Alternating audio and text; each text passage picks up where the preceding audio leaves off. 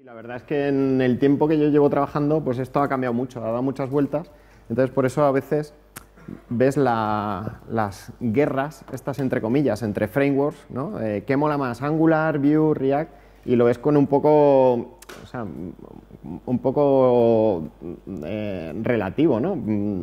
Realmente es el mismo perro con distinto collar, pero los conceptos son los mismos y son todos muy parecidos, ¿vale?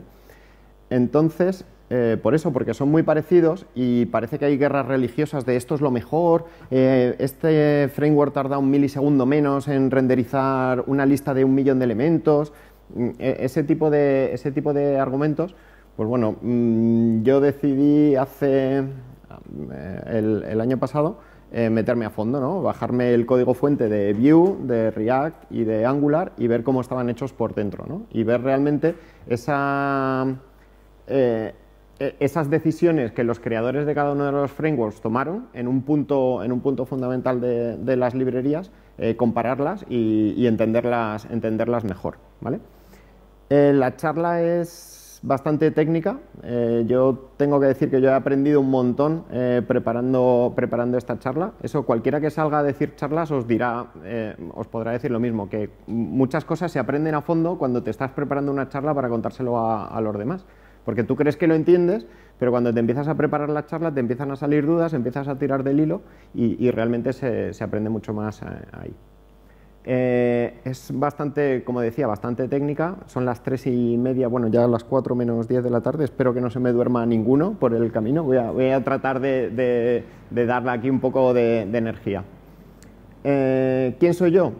Bueno, me han presentado. Yo soy el lead developer de StyleSage. Esta foto es de 2015, que es cuando empecé a trabajar en StyleSage. En febrero, el día de febrero cumplí 4 años en la empresa. Y nosotros hacemos una plataforma de Big Data con analíticas para el mundo de la moda.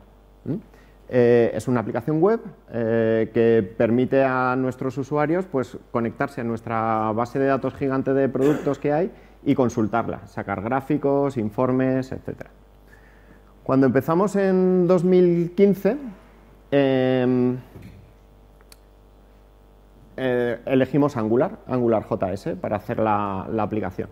¿Por qué elegimos Angular? Pues porque era lo mejor que había en ese momento. Y la verdad es que nos funcionó muy bien. Durante 2 años pudimos crecer una plataforma de la nada a una aplicación bastante potente con toda esa funcionalidad que nos daba AngularJS. Mi experiencia con AngularJS es buenísima y siempre hablaré bien de AngularJS. A mí me gustaba mucho. Hasta que en 2017 se nos empezó a quedar pequeño, ¿vale? Nuestra aplicación ya era más grande y ya empezamos a ver que le faltaban principalmente 2 cosas. Le faltaba una gestión del estado de la aplicación. Nuestra aplicación era ya lo suficientemente grande como para que nos hiciera falta gestionar el estado bien, y una orientación a componentes. La orientación a componentes que tenía Angular no habían dado en la tecla, ¿vale? Y ahora vamos a ver un poco las razones. Así que en 2017 pues, nos pusimos a ver hacia qué otro planeta nos íbamos, ¿vale? Miramos los 3 frameworks principales. Angular 2 parecía que era la alternativa evidente. Si estás en Angular 1, pues deberías ir a Angular 2. Miramos también React. Y en 2017 había un framework que estaba empezando a hacer bastante ruido, pero no se oía, no había meetup de Vue, no había proyectos que utilizaran Vue. Pero empezamos a mirarlo y al hacer la comparativa, pues bueno, al final nos acabamos quedando con Vue. Cuando uno compara los 3 frameworks, es lo que os decía, es el mismo perro con distinto collar. Tienes que comparar un montón de cosas, tienes que comparar si hay librerías que hagan las cosas que tú necesitas, si necesitas un CLI, si hay una buena comunidad que te vaya a resolver problemas. Hay muchísimas cosas que tienes que mirar a la hora de elegir un framework para un proyecto. Una de las cosas, por ejemplo, es si es fácil o difícil contratar gente que sepa ese proyecto. Pero esta charla no va de esto. Esta charla no va de decir que Vue es mejor que los demás o que React es mejor que los demás o que Angular. No va de eso. Va de coger los 3 frameworks, centrarse en un solo problema de los que resuelven el framework y mirarlo a fondo, destripar los frameworks y ver de qué, pues eso, cómo resuelven ese problema. Y el problema es la reactividad. ¿Qué es la reactividad? Si habéis intentado hacer cualquier aplicación sin utilizar un framework, llega un momento en que te das cuenta que la interfaz de usuario es bastante difícil de programar, porque el usuario puede hacer muchas cosas, la interfaz de usuario puede cambiar de muchas maneras y es muy difícil mantener sincronizado el estado de la aplicación con la interfaz de usuario. Desde hace muchos años pues, se inventó el esquema este de modelo vista controlador, y la reactividad es esta flechita. Es simplemente cuando cambia el estado de la aplicación, cuando cambian nuestras variables, cómo actualizo la interfaz de usuario para que refleje ese estado. Es un problema bastante sencillo de contar, pero bastante complicado de implementar en JavaScript. Y ahora veréis hasta qué punto llegan los 3 frameworks para que esto se pueda implementar bien.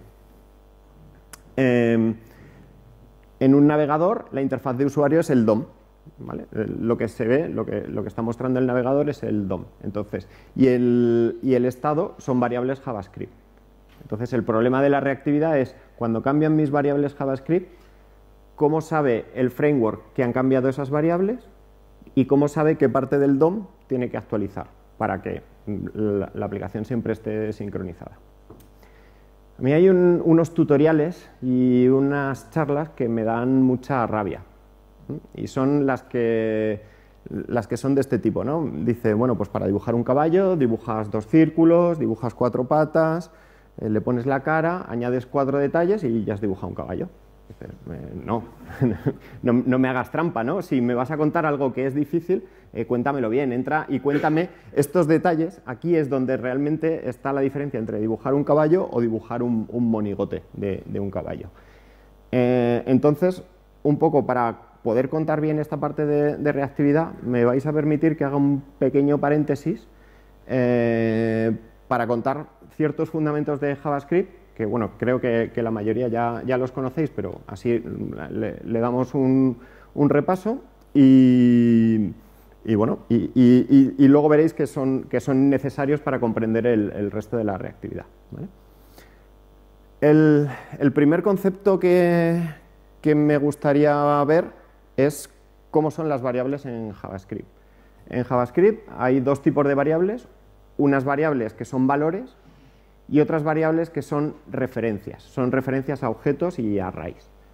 Las variables que son valores se acaban guardando en la pila y si sabéis cómo funciona cualquier lenguaje de programación, cualquier esquema, funciona con pila. Tú tienes una función, se empieza a ejecutar, se crea una variable. Estas variables, lo que os decía, los objetos y los arrays, se crean en una zona de memoria que se llama el heap, ¿vale? No están en la pila. Y esos objetos, yo siempre digo, a mí me gusta imaginarme el heap como si fuera un océano donde los objetos están flotando, ¿vale? Y tenemos un hilito y las funciones tienen referencia a esos objetos cogiéndolos desde el hilito. El hilito ese se lo pueden pasar de una función a otra, es decir, tú puedes pasar referencias a ese objeto de una función a otra, y si nadie tiene un hilito sujetando el objeto se hunde en el heap, que es lo que hace el recolector de basura de JavaScript. Entonces, bueno, pues tenemos un producto, tenemos otro producto, son 2 objetos, se llama la función, no sé si los de aquí primera fila veis lo de más abajo, call price, se llama la función. Cuando se llama la función se genera una estructura en la pila de JavaScript que tiene las variables locales y además tiene referencia, pero es referencia al mismo objeto, por lo tanto, si esa función muta el objeto, está mutando también el objeto que ve la función de fuera, porque es el mismo objeto realmente. Lo que no pasa con estas variables realmente son copias o existen solo dentro de esa función. Esa función puede llamar a otra función que me devuelve un valor. Aquí, fijaros, en ese final price vamos a mutar este objeto, ¿veis? Se añade un cambio ahí, pero cuando vuelvo de esa función, la pila desaparece, el objeto está mutado, porque hemos mutado un objeto al que hacíamos referencia, era el mismo objeto, ¿vale? Cuando termina la última función, pues desaparece de la pila Y si no hemos guardado ninguna referencia a estos objetos en ningún sitio, pues estos objetos, el recolector de basura dice ya no los necesitamos y los destruye, ¿vale? Variables. Esto, por ejemplo, ayuda a entender muy bien por qué estos objetos son const, por ejemplo, y los hemos podido mutar. Es const la referencia. La referencia, esa variable, la variable product1, no la puedo cambiar. Pero el objeto al que apunta, sí, el objeto es perfectamente mutable, ¿vale? Eso es algo que a veces sorprende un poco de JavaScript. El otro concepto importante y sobre el que se apoyan muchas de las cosas de la reactividad en estos frameworks es lo de los turnos. Seguro que lo habéis escuchado muchas veces, que JavaScript se ejecuta por turnos o que hay un bucle de eventos donde JavaScript va llamando a mi código. Lo más importante del bucle de eventos es que los turnos nunca se interrumpen, ¿vale? JavaScript nunca va a interrumpir un turno de ejecución de algo que se está ejecutando. Entonces, un turno empieza, JavaScript llamando a una función de mi código, ¿vale? Son las tareas, digamos, cada conjunto de funciones que se están ejecutando es una tarea. Entonces, JavaScript empieza con la primera tarea. Llama a una función, esa función puede llamar a otra función, puede llamar a otra función.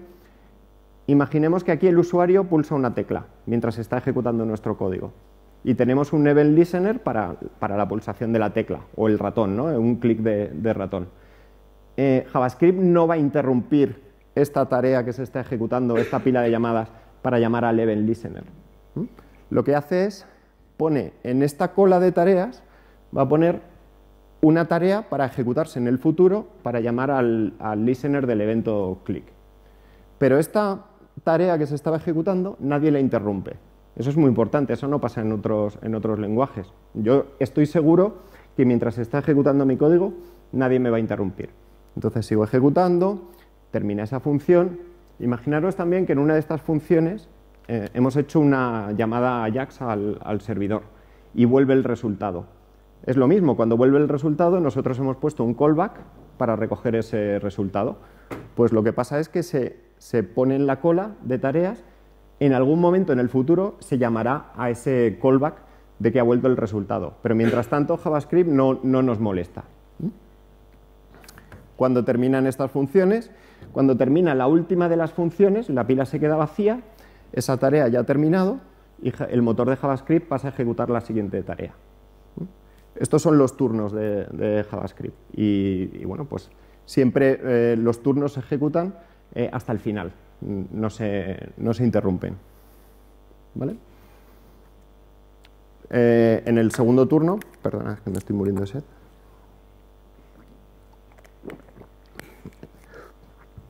Este es el listener del click, llama a una función, esta función puede llamar a otra función, pueden manipular las mismas variables, pueden tener referencias a los mismos objetos, pero son tareas diferentes que se han ejecutado en un momento del futuro determinado, ¿vale? Y cuando termina esa tarea, viene la otra. Vamos a verlo todo junto en el navegador de verdad, ¿vale?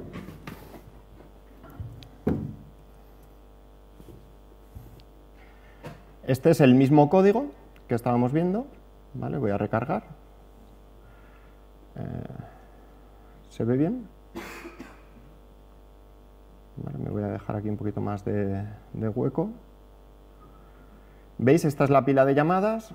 Desde JavaScript se está llamando add to cart. Yo entro aquí, tengo en la pila de llamadas la función add to cart, creo un objeto, creo otro y llamo a calc price. Entro aquí dentro, ¿vale? Y aquí hay una diferencia con el código que os he enseñado antes. En la función de obtener el descuento, en vez de ser síncrona, es asíncrona. Imaginemos que tenemos que pedir el descuento al servidor y que es una llamada AJAX que va a tardar un tiempo determinado. Aquí he simulado esa llamada AJAX con un timeout de 3 segundos, ¿vale? Entonces, llamo a getDiscount.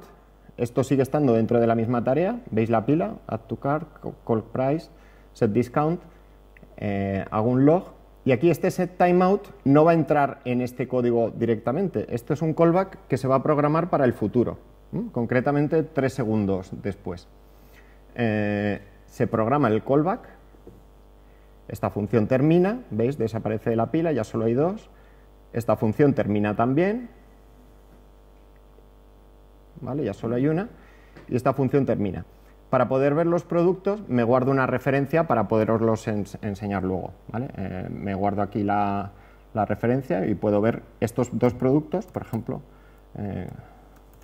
console table products. ¿Veis? Aquí están los dos objetos que yo he creado.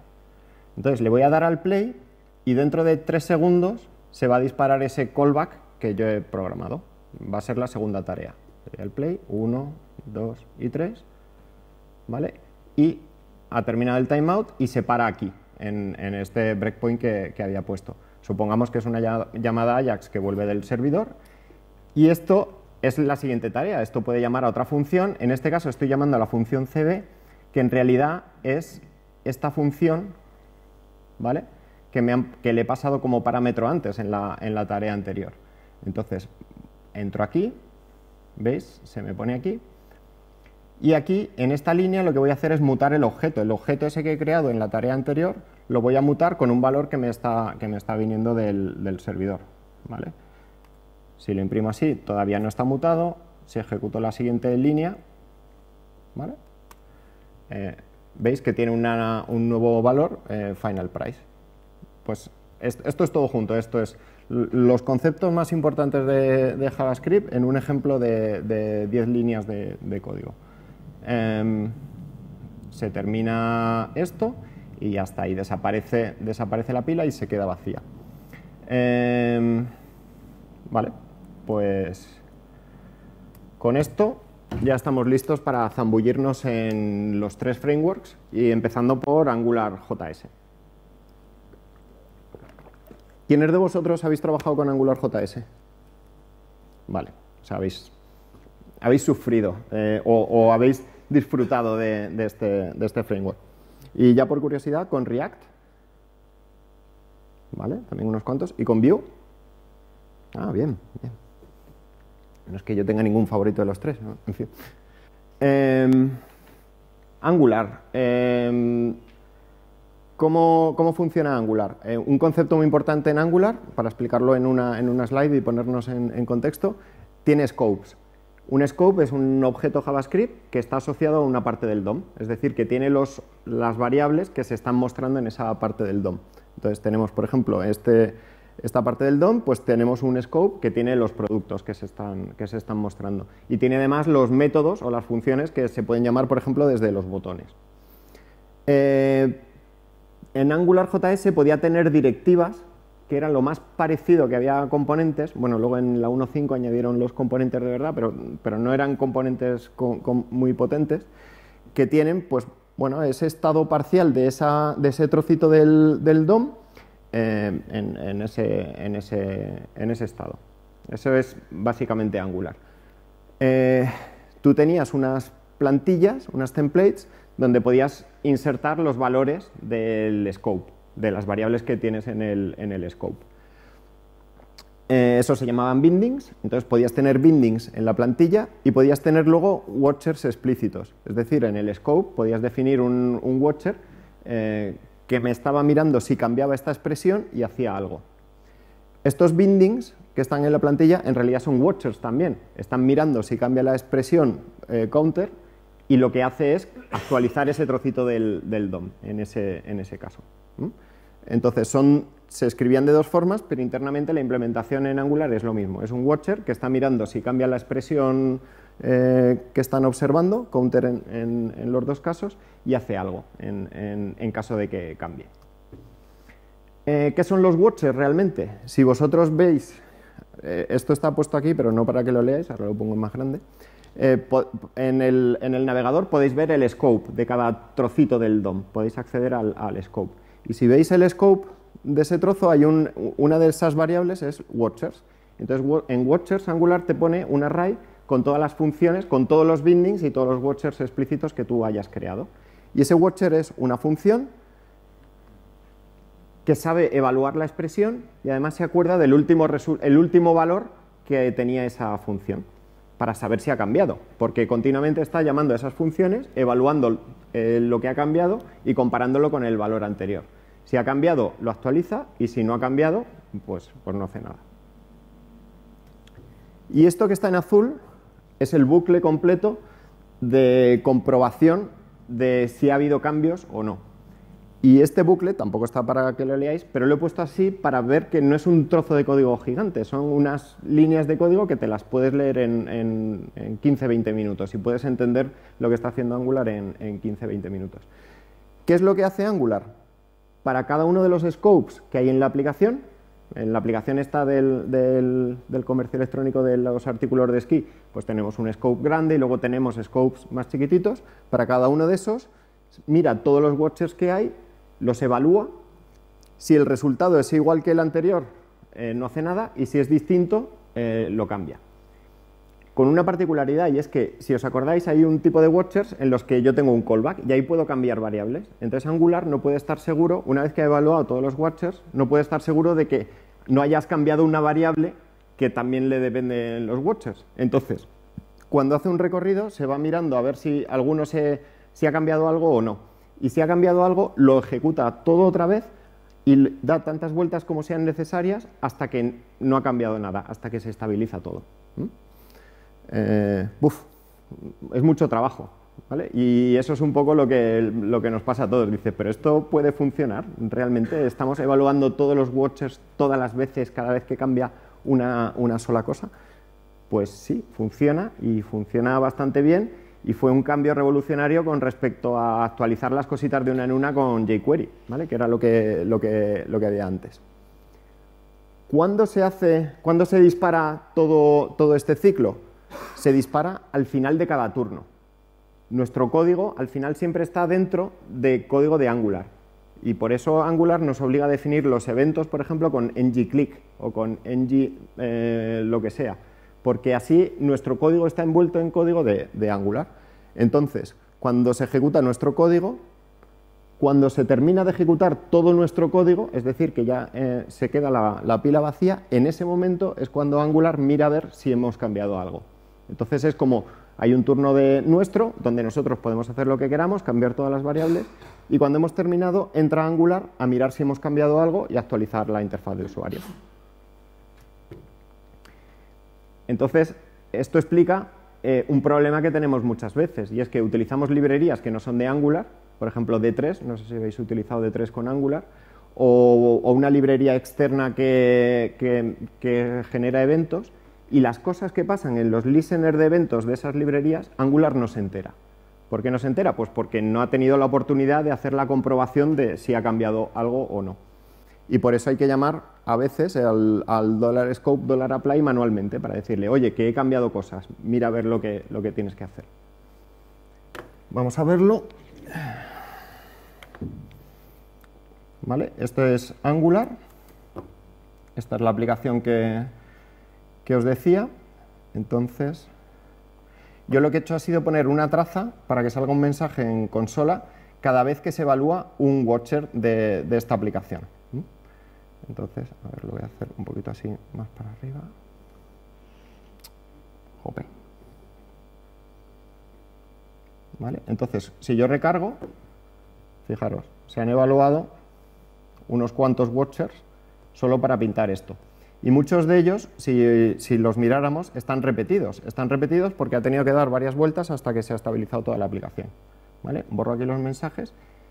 Si cambio, por ejemplo, el descuento adicional de un producto, le pongo el 5%, ¿vale? ¿Veis? Otra vez, se disparan todos los watchers, haya cambiado o no haya cambiado. Se disparan todos porque Angular no sabe lo que puede haber cambiado. Y finalmente, lo que os decía, puedo, por ejemplo, si yo selecciono esta parte del DOM, ¿vale? Me puedo quedar el scope o puedo acceder al scope. Puedo hacer Angular, element, $0. $0 sabéis que es una variable que Chrome pone con el elemento que tú tengas seleccionado, ¿vale? Y scope. Entonces, en ese tengo el scope de la aplicación. En ese products tengo el array de los 5 productos, ¿vale? Entonces, por ejemplo, puedo cambiar, voy a cambiar el descuento del primer producto. Ese products 0 discount igual a ¿cuánto lo rebajamos estos esquís? Pues a un 20%, ¿vale? Y no ha cambiado nada.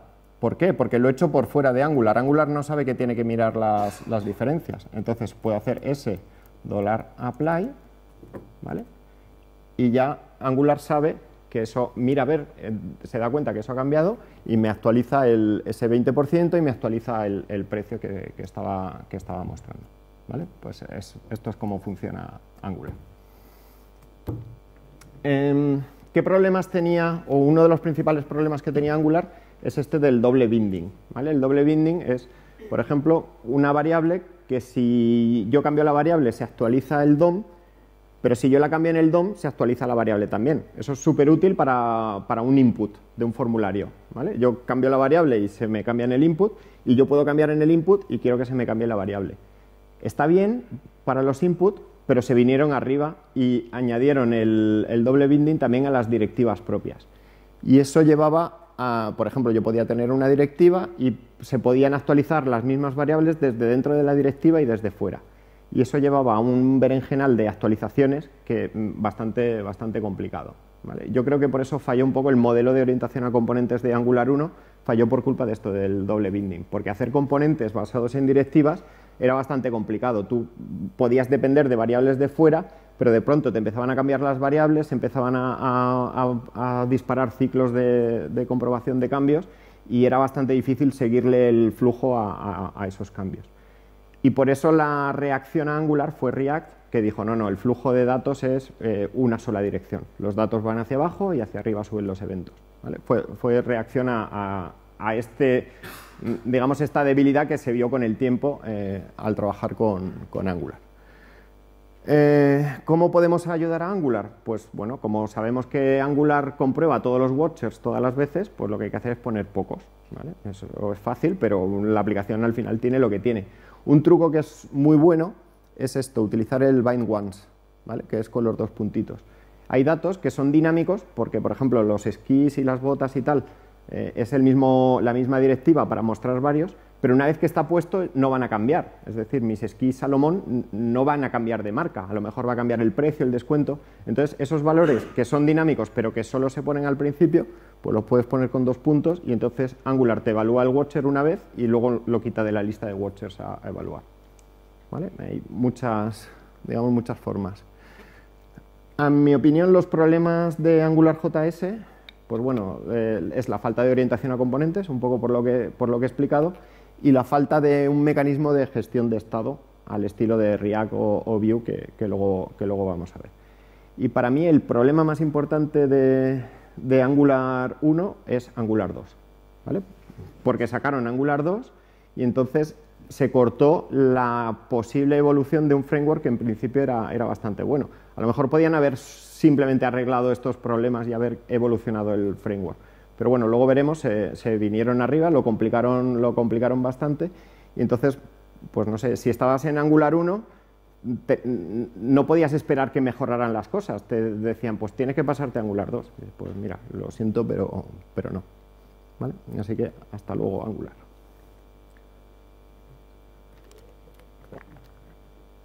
React. Un pasado oscuro. Lo dejo ahí y ahora veréis por qué lo digo.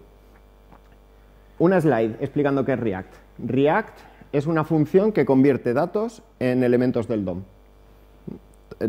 React, si tenéis eso claro, es así. Los datos son las props y el estado que hay dentro de los componentes y hay una función que genera elementos del DOM, una función de render. Eso es recursivo, es decir, tienes la aplicación que dentro tiene product cars, que dentro tienen componentes y cada componente es responsable de un trocito del DOM.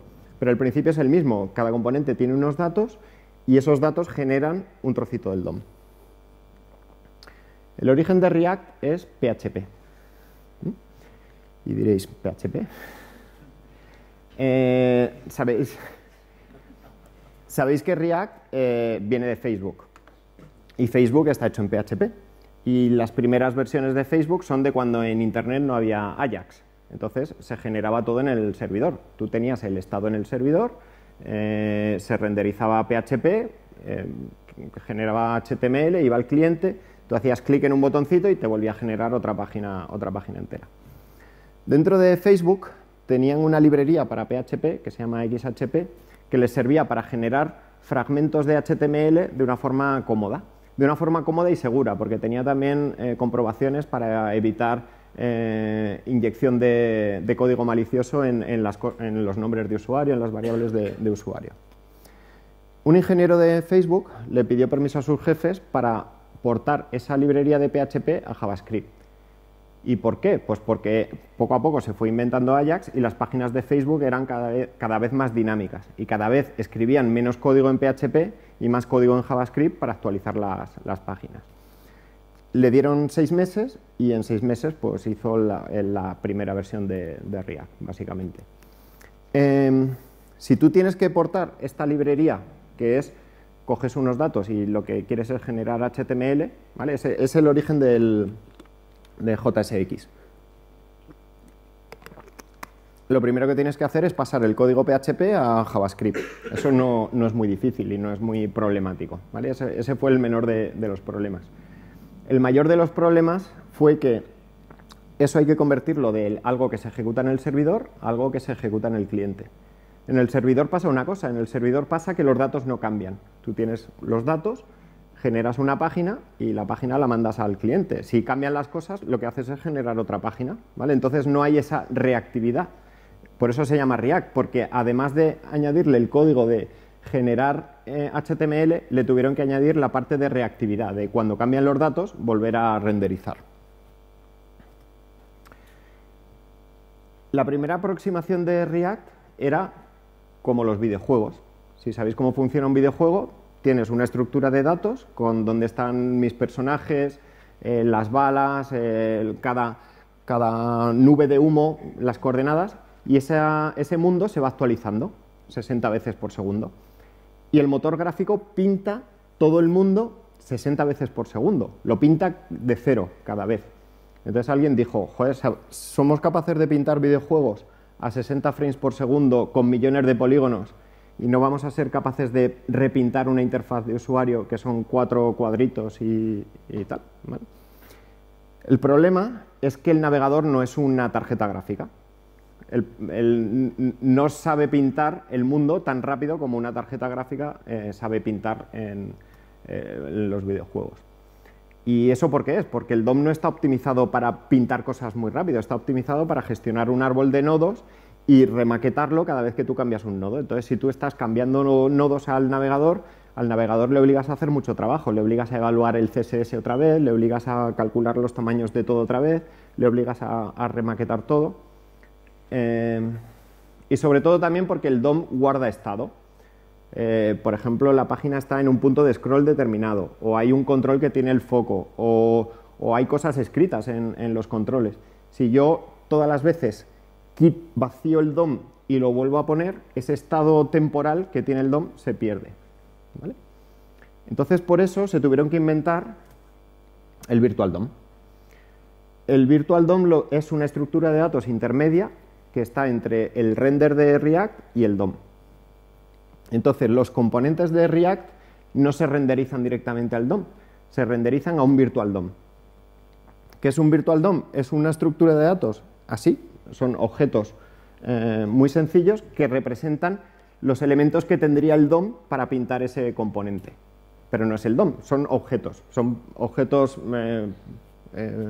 POJO, ¿no? Que se dice Plain Old JavaScript Objects, que no tienen nada más.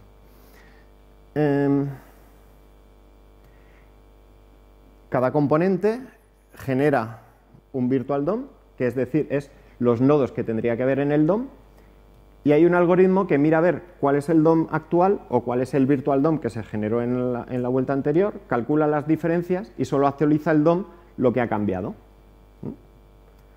¿Vale? Y esto es lo que hace que React sea viable y vaya rápido. Cuando cambias algo, se regenera completamente el Virtual DOM, se calcula la diferencia con el Virtual DOM anterior y solo se actualiza el DOM en lo que realmente ha cambiado.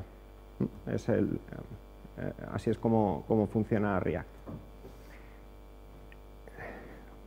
Eso es cómo actualiza, pero ¿cómo sabe cuándo hay que actualizar? ¿Cómo sabe React que yo he cambiado las variables? En realidad no lo sabe, sino que React dice, no, me tienes que avisar, me tienes que decir cuándo vas a cambiar las variables.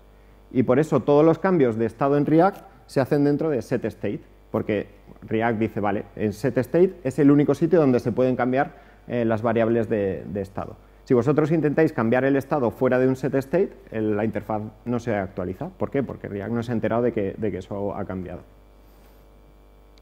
Vamos a verlo. ¿Vale? Esta es la misma aplicación hecha en React. ¿Vale? Estos son los componentes. Perdón. ¿Vale?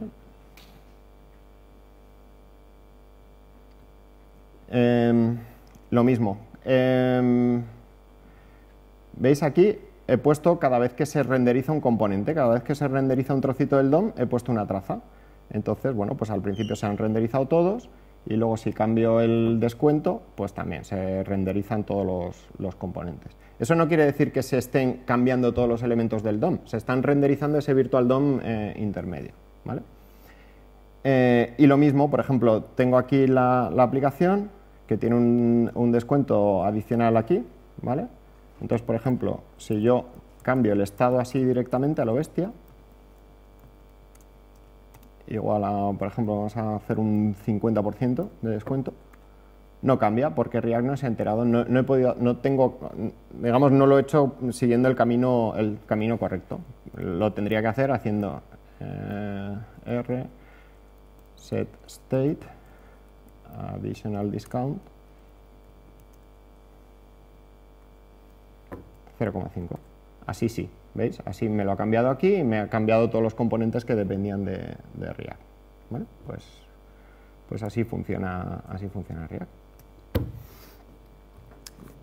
Había una cosa que nos daba Angular que no nos da React y es la reactividad dato a dato. Es decir, si yo cambio el additional discount, ¿cómo sé que tengo que cambiar los precios de los distintos componentes?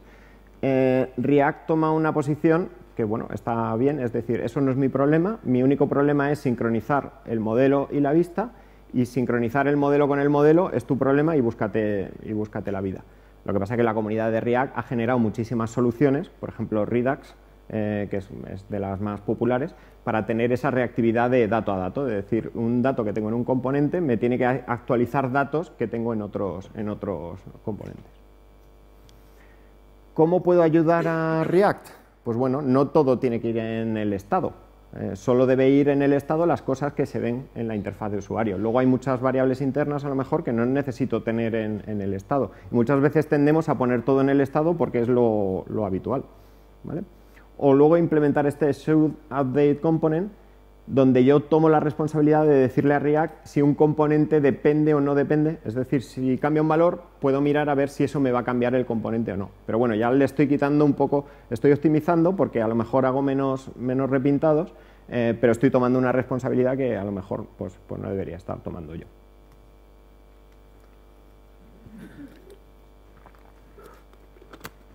Me queda un cuartillo de hora. Angular 2 lo voy a pasar bastante rápido, porque Angular 2, el esquema de reactividad es el mismo que en Angular 1, lo único que tomaron dos decisiones para eliminar algunos de los problemas que tenía Angular 1. Si os acordáis, los problemas que os he comentado es las múltiples vueltas de apply, es decir, miro todos los watchers y si ha cambiado algo los tengo que volver a mirar hasta asegurarme que no cambia nada, y luego cómo enterarme de los cambios fuera de Angular, ¿vale? Y luego además, creo que fue el fallo, se les fue la pinza añadiendo muchísimas cosas que hicieron de Angular 2 un framework muy complicado y que, bueno, en mi opinión solo tiene sentido para proyectos muy grandes, con equipos muy grandes, no sé, fue un poco el Java, ¿no?, del JavaScript. ¿Cómo evitar las múltiples vueltas? Pues las múltiples vueltas, si os acordáis, venían porque dentro de un watcher yo puedo cambiar variables, pues lo que dijeron es, vale, pues quitamos los watchers de usuario y ya está, ¿vale? Dice, joder, pues qué sencillo. Vale, sí, pero es que es lo que han hecho React y Vue. En React pinta y Vue pinta y no te dejan cambiar las cosas. No tienes watchers de ese tipo, ¿vale? Ya está. El segundo, cómo detectar todos los cambios. Y esto es muy chulo, pero pasa como con muchas cosas de Angular 2, que las lees y dices, ostras, qué chulo, pero cuando tienes un framework con muchísimas cosas muy chulas, pues es difícil de aprender, difícil de trabajar, muy pesado y bueno, pues no mola tanto, ¿no? Lo de las zonas mola un montón. cuando tengo un código así, por ejemplo, hay una función foo que programa una tarea para el futuro. En realidad son dos tareas independientes. La primera, la que programa la tarea, y la segunda, cuando en el futuro se ejecute esa tarea. Pero de alguna manera existe un vínculo entre esas dos tareas, porque esta segunda tarea fue programada aquí. Entonces, hay una librería que se llama Zones.js que permite mantener el vínculo entre esas dos tareas. Y además me permite poner callbacks cuando entras, digamos, en tareas que fueron programadas desde otra tarea. Y esta librería lo llama zonas, ¿vale? Todas las tareas que han sido programadas desde una tarea pertenecen a la misma zona. Entonces, lo que hace Angular es envolver todo el código de Angular en una zona y ejecuta el control de cambios cuando entramos o salimos de la zona de Angular, básicamente. ¿Es magia? No. Lo que hacen es cambiar la implementación de los event listeners, de set timeout y tal.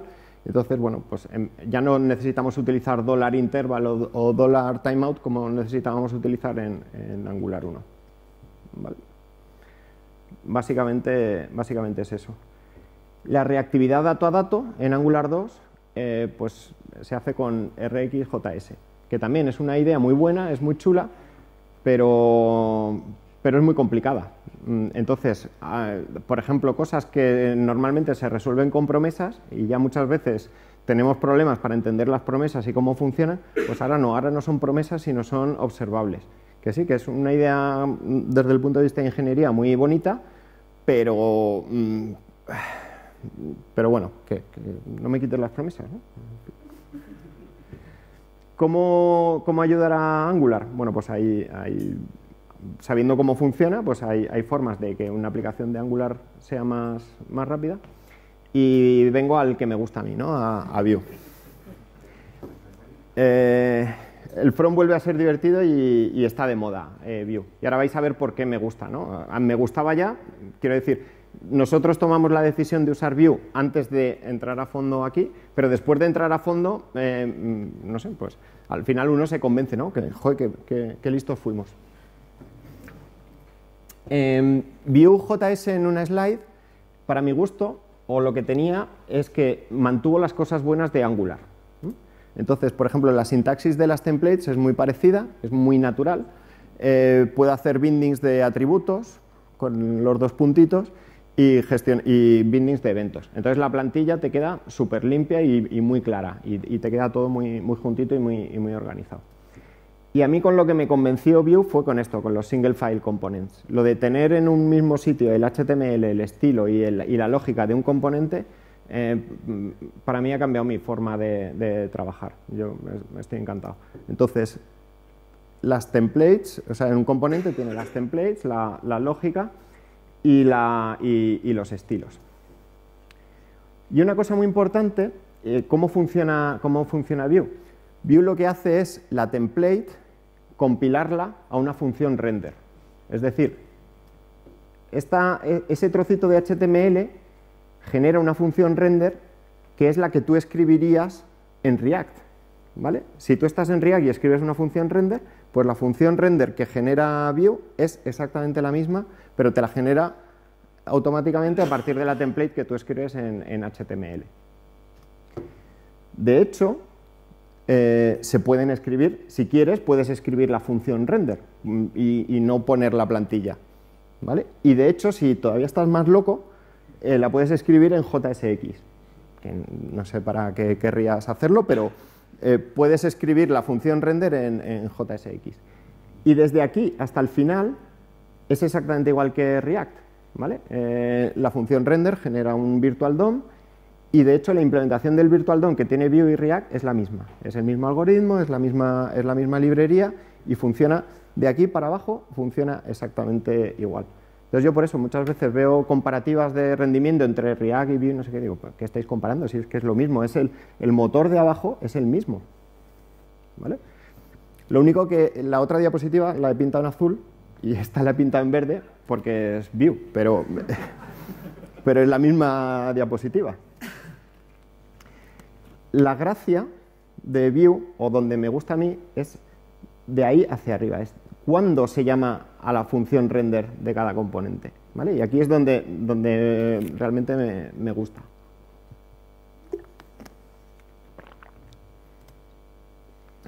Un poco de repaso. AngularJS lo hace al final de cada turno. Cuando se acaba el turno de ejecución, mira todo lo que ha podido cambiar y lo cambia. En React, cuando se llama el setState, es decir, cada vez que yo cambio algo, aviso a React de que cambia. Y Vue, cuando cambia un dato reactivo, re-renderiza los componentes que dependen del dato. 10 minutos, perfecto, voy perfecto. ¿Vale? Esta es la misma aplicación que está hecha en Vue. ¿Vale? Y lo mismo, he puesto trazas cada vez que se renderiza un componente. Si cambio aquí el descuento, pues veo que cambian las cosas, pero hay muchas menos, ¿vale? Hay muchas menos actualizaciones, porque Vue es más listo a la hora de saber qué componentes dependen de las variables. Y ahora vais a ver cómo funciona, ¿vale? Y otra cosa muy chula de Vue es que, bueno, yo por ejemplo en este componente tengo aquí la product card, ¿vale? Este componente VM0.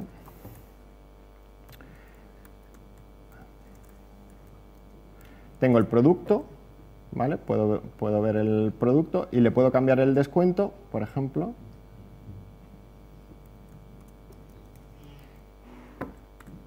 Y se ha cambiado directamente, ¿vale? No he tenido que llamar a setState, no he tenido que llamar a apply, no he tenido que hacer nada. Vue ya se ha enterado, yo he cambiado la variable, no he hecho nada más, y Vue ya se ha enterado de que esa variable ha cambiado y de que tenía que actualizar no solo este 50%, sino este precio y poner este componente, este precio. Y si veis aquí, solo ha cambiado lo que tenía que cambiar, el componente precio y el componente descuento. No ha cambiado, no ha tenido que evaluar el resto de cosas del resto de los productos, ¿vale? ¿Cómo he hecho eso? Lo que os pongo ahí arriba, cuando cambia un dato reactivo, re-renderiza todos los componentes que dependen del dato. ¿Qué son datos reactivos? Los datos reactivos son el data de cada componente, las propiedades, que son los datos que me pasan desde arriba, y las propiedades computadas. El que no haya trabajado en Vue, hago un paréntesis aquí para explicar lo que son las propiedades computadas. Se definen como funciones, pero en realidad se utilizan como valores. Entonces yo defino aquí una función precio final, que depende del precio y del descuento, y lo puedo utilizar en la plantilla, ¿lo veis? Pues como si fuera un valor más. Está definido como una función, es casi declarativo el cómo se obtiene ese valor.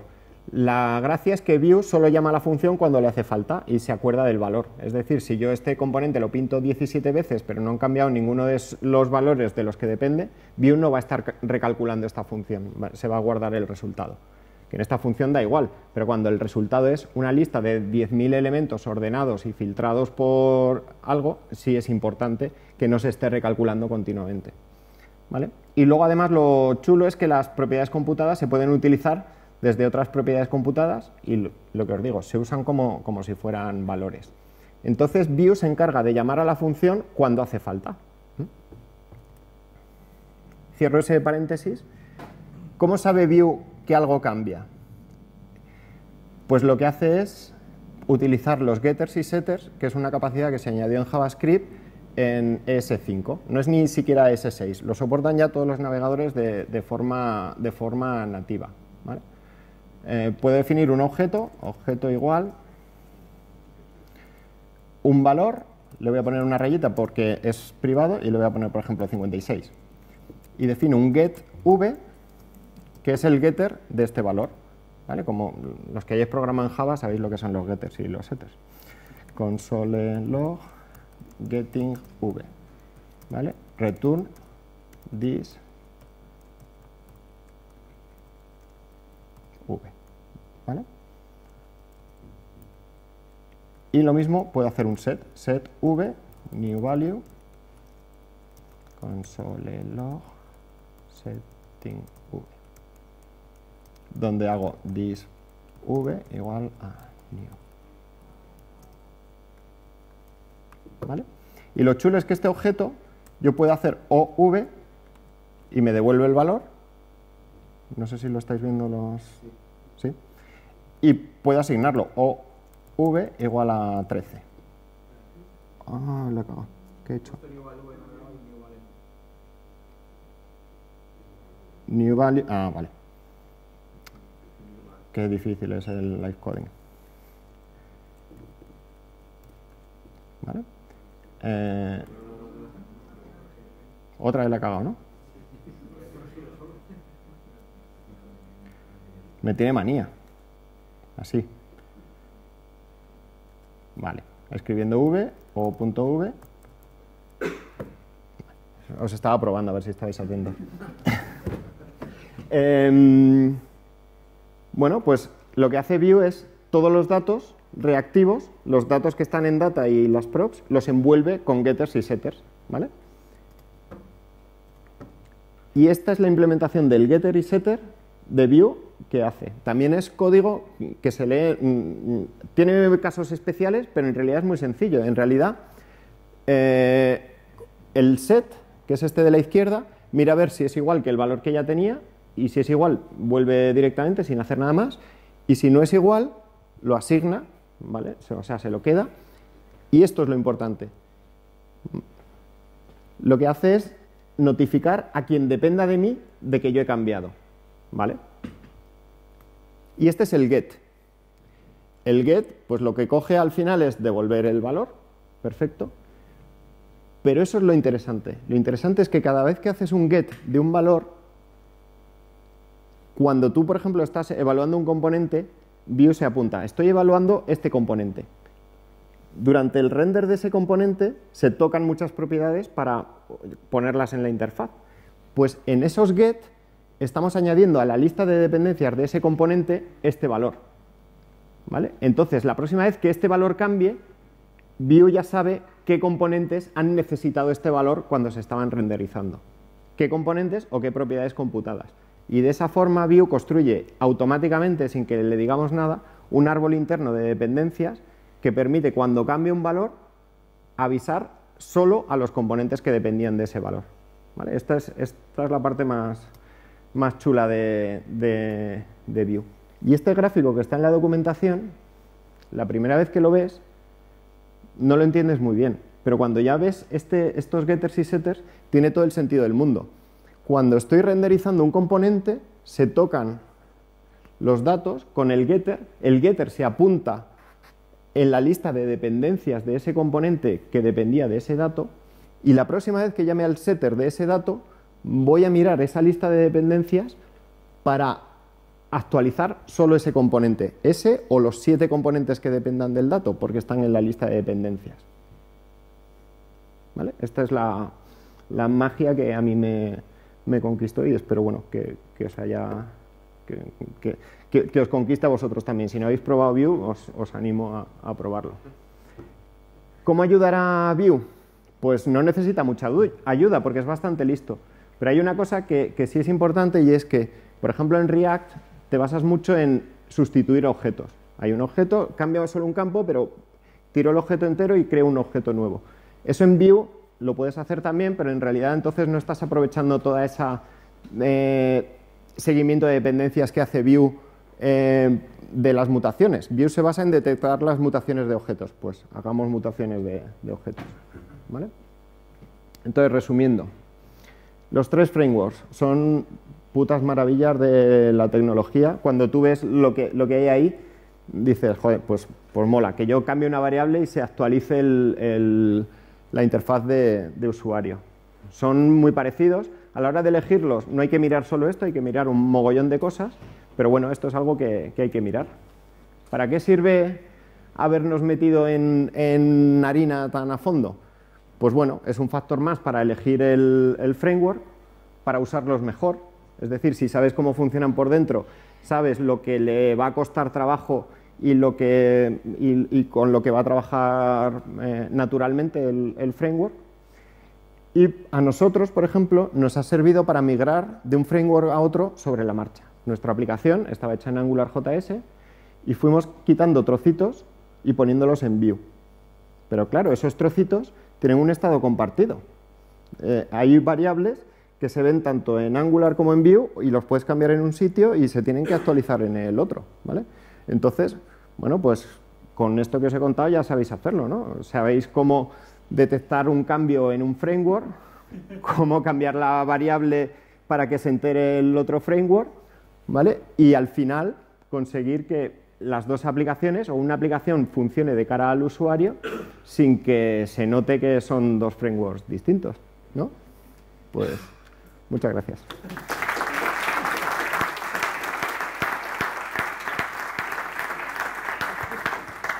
En las slides he puesto referencias de charlas y de artículos que a lo mejor si queréis profundizar un poquillo más os pueden venir bien.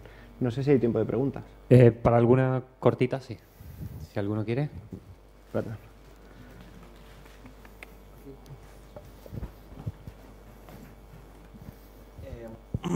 Buenas, muy buena, por cierto. Gracias.